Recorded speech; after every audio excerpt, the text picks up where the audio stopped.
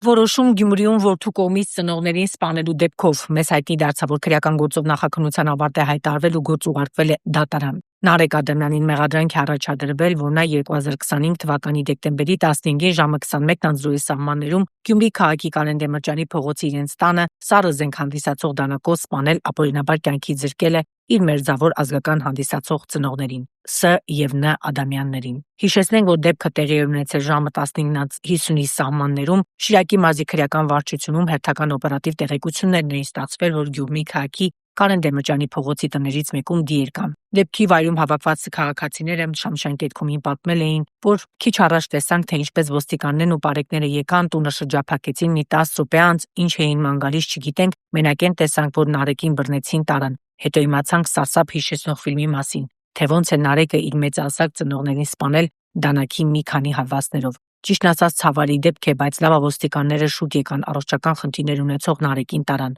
Վստահ ենք, եթե մի քիչ ուշանային, չէր բացառվում, որ նա կարող էր էլի մարդկանց սպանել։ 7 տարի առաջ էլ Նարեկը սպանության փորձ էր արել իր ծնողների նկատմամբ եւ երկար տարիներ հաշտված է եղել հոգեբուժական կենտրոններից մեկում։ Քրեական գործով նախաքննությունը ավարտված է, գործը դատարանում է։ Նշենք նաեւ, որ Նարեկը այս պահին գտնվում է հոգեկան առողջության պահպանման կենտրոնում, բժիշկների հսկողության տակ։